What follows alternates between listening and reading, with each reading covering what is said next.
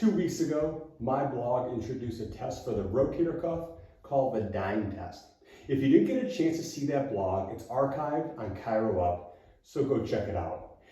By far, the most common question I received after releasing that blog was on the rehab of the shoulder after a diagnosed rotator cuff tear. So let's talk about it. There are 3 things that I focus on when I'm rehabbing a shoulder with or without a confirmed tear, but do have weakness with the DIME test. The first is mirror rehab, not the mirror rehab you're thinking.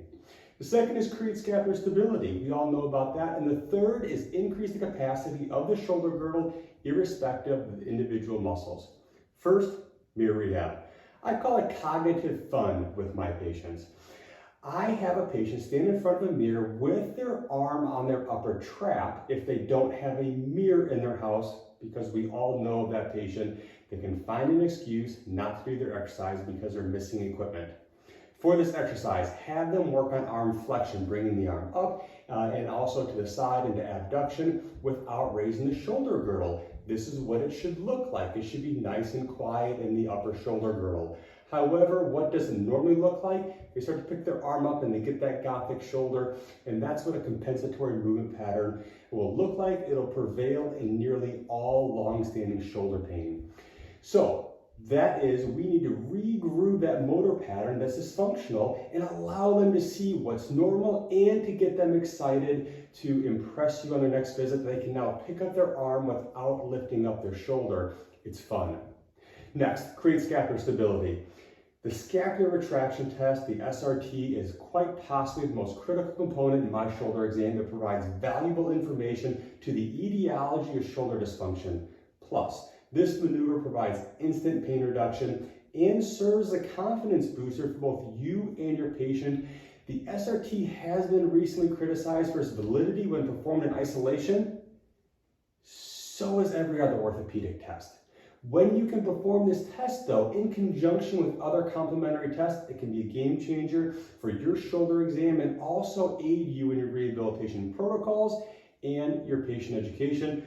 I'm going to include a link to the blog below for the modified scapular retraction test that we did a couple months ago. I think you might find it also to be a game changer by teaching somebody how to create scapular stability while they're doing the rehab, while they're doing activities daily living. Finally, for rehab, this is the main thing, the main question that I received. You have to increase the capacity of the scapular stabilizers and to increase the strength of the rotator cuff muscles and the surrounding musculature. Here's the information directly from the research. A Cochrane review of patients, and this is 2019, found that in symptomatic tears, surgery may provide little or clinically no important benefit as respect to pain, function, or overall quality of life, as related to participant-related global assessment for all treatment successes when compared to non-operative treatments. A study by Longo et al. In 2012 suggests that success for conservative care may range between 33 and 92%, and the prognosis seems to be based on 3 things: patient history, tear size, and duration of symptoms. A study by Lewis in 2016 suggested a graduated, well-constructed exercise approach that confers at least equivalent benefits as derived from surgery for subacromial pain syndrome, rotator cuff tendinopathy, partial thickness rotator cuff tears, and atraumatic full thickness tears. So conservative management is us. How do we do it? The evidence supports a slowly progressive loading program rather than complete rest.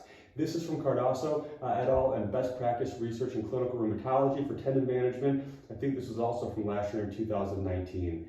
The goal of this kind of tendinopathy rehab is to carefully balance stimulating a controlled musculotendinous inflammatory response without causing greater injury or exacerbating symptoms. Rehab should be moderate, to low repetitions with higher weight and build up as that patient is able to. Patient response to tensile loading may be assessed with one thing, and that's nighttime pain. Increases in nighttime pain indicate that the current rehab program is a little bit too much, a little excessive. So your progressive advances need to be balanced with that nighttime pain. How can you do this in your office? I use this. This is the easiest thing that I can use in my office. It is a condition report for tendinitis or tendinopathy of the rotator cuff. I print it off to my patients with Chiro Up, and now they have their game plan to get symptoms to decrease, and then also to build up strength with this progressive loading eccentric program. This is my favorite part of Chiro Up's program, is to make it easy and simple on both me and also my patients to get them the best care possible. I hope you use the patient education in rehab like this in your office.